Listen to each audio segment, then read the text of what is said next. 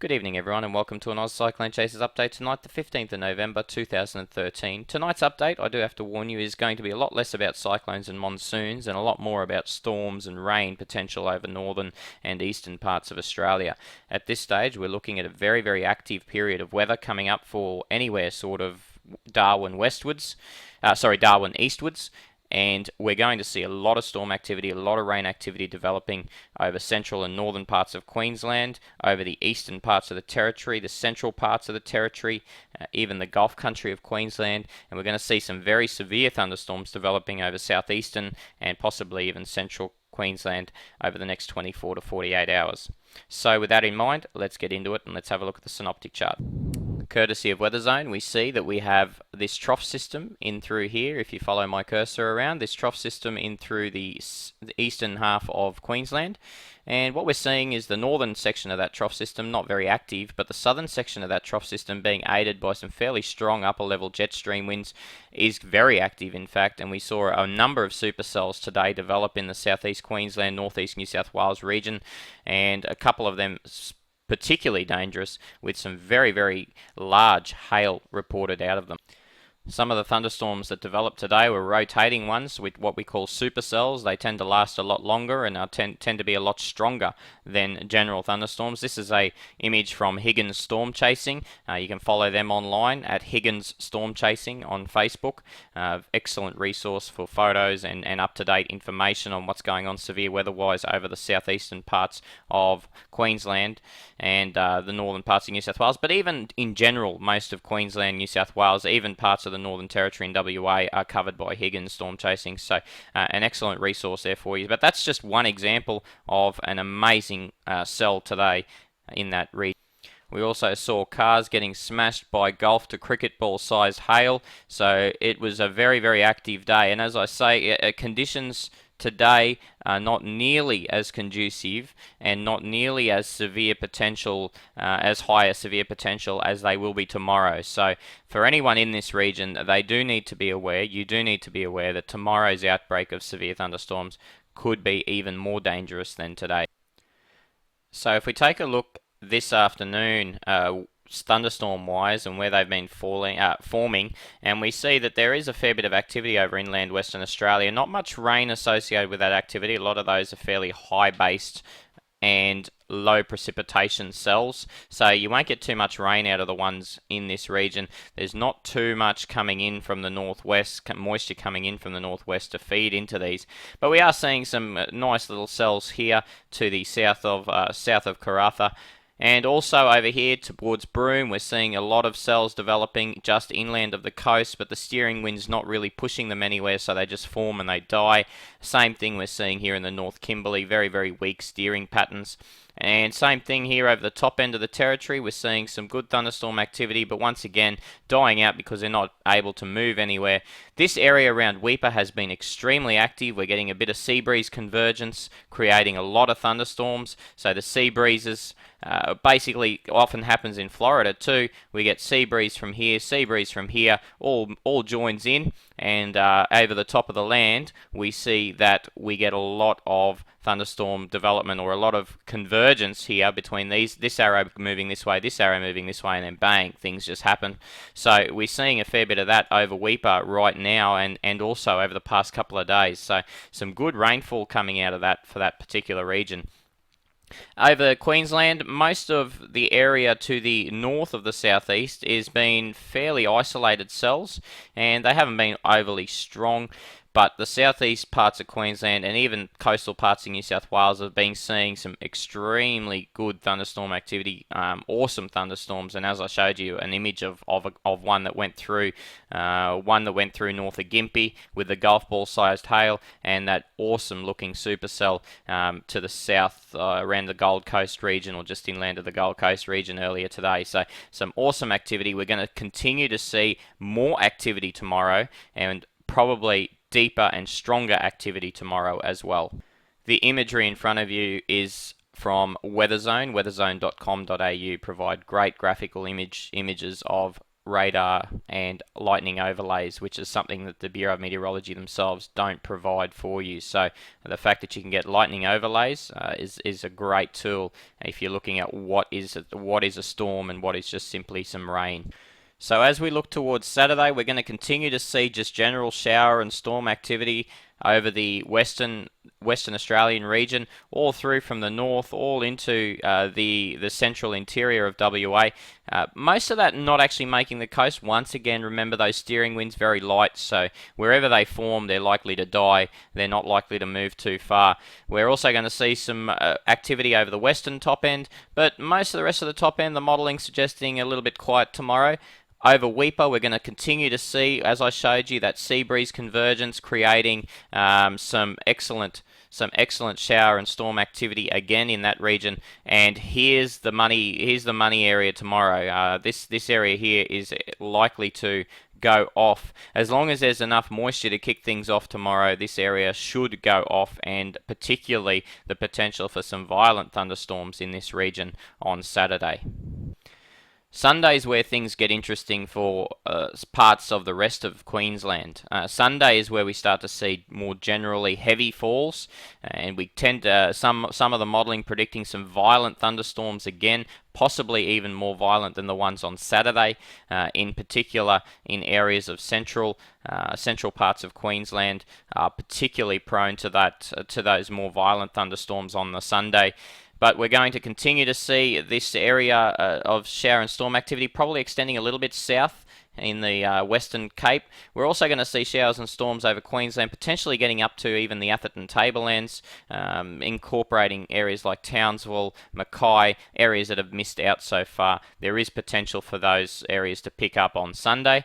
We also see a bit more storm activity heading further to the west over the central interior as we get a bit more moisture flowing in, and we also start to see an upper level trough pulling into play as well in this period. We've also got the western parts of Northern Territory looking fairly active again. The North Kimberley again active. Once again, the inland parts of WA, a fairly stationary trough system in this area is creating some convergence at the surface.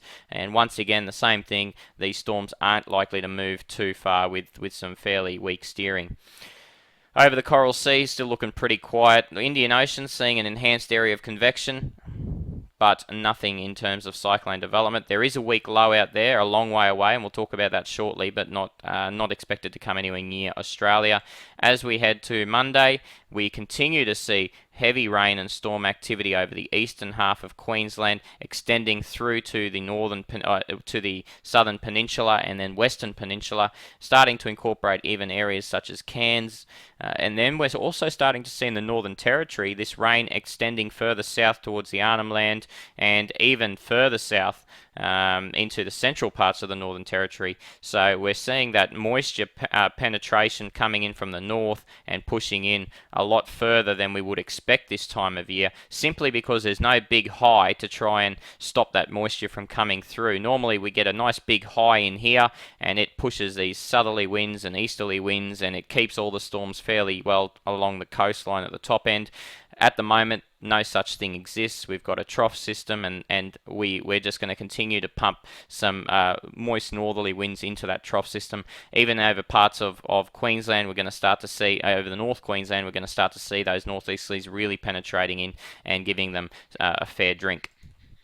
As we head towards Tuesday, well, we're going to see a clearance over the southeast finally after so many storm days and so many rain days, and we're going to see that activity start to develop further north with a mid-level feature as well as a surface feature in this area. So expect post this Tuesday period, we're going to see some very heavy rain over northern and central parts of Queensland, particularly the regions that have missed out on the storm activity so far are going to cop a fair bit of rain activity following on from Tuesday.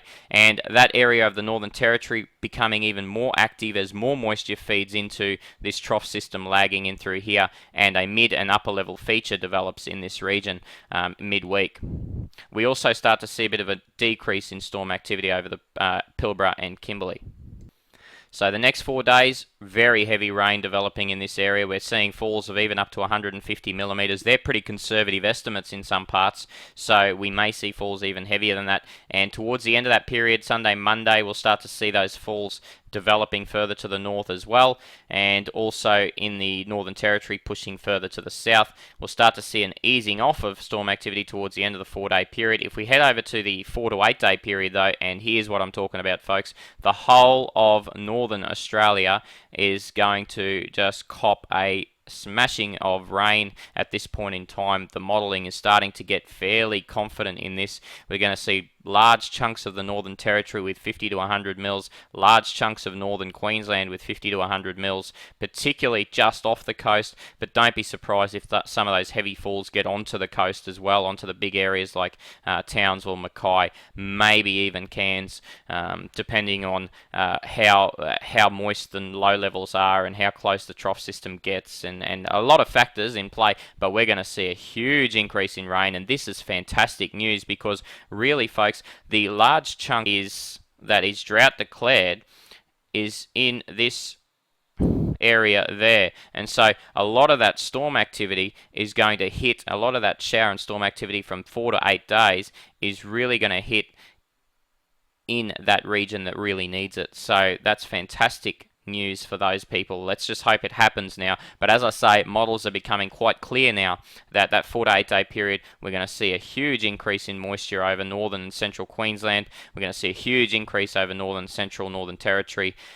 Really, the only people that are going to miss out over this big extended rain outbreak are the Pilbara and probably the West Kimberley coastline. Not going to see too much out of this, but everyone else, wet season's coming early. Folks, before we do leave you tonight, while our update is mostly about the storm and rain activity over northern Australia and the awesome falls that we're going to be seeing over the next week or so, we do have to mention this week low here to the northwest of Christmas Island, and that week low is expected to not develop further as it pushes towards the west. Let's have a look at what it does. This is tomorrow morning at 10 a.m. Queensland time, 8 a.m. WA time. Let's have a look what it does by Sunday morning. It really doesn't do much. It does have a fair northerly fetch to it, but not much coming in from any other quadrant, so not expected to further develop into anything significant as it approaches Christmas Island. If we look at the rain, it will seek to increase rain over Christmas Island, so if you do have friends and relatives there, you might want to let them know that they're in for some rainy conditions over the next couple of days as that system pushes a little bit closer to them, but really not expecting it to further develop at this point in time. By 8 p.m. Sunday, we expect the low to be centered right over the top or very, very close to Christmas Island. Once again, not expecting it to do much. It's still remaining a very weak feature. It does have a very nice northerly fetch, and that's very unusual this time of year to see them having a very nice northerly fetch. So if we look at the colouring in through there, we're starting to get green colours of 15 to 20, even up to 25 knots of winds to its northern side, squeezed by the topography of the land here to the north as well. So we're getting a bit of a squeezing effect of these northwesterlies coming through to the north of the system. But as I say, not expecting it to further develop, but it is going to push east fairly quickly. As we head to Monday morning, here's the low. Once again, it hasn't really formed into anything significant. It's just a very, very weak feature pushing to the southeast fairly rapidly. And then by Tuesday morning, it just completely just dies south of here, south of Indonesia, and well before it gets to the Western Australian coastline. So nothing to worry about. It is something, if you do live on Christmas Island, just be aware that you are going to see an increase in rainfall, but nothing for the coastline of WA to worry about at this point in time. Conditions not very favourable, very dry in this area in the sort of extended period too, so even if it made it as a low here, chances are the dry air would kill it as it tried to approach WA in the longer term.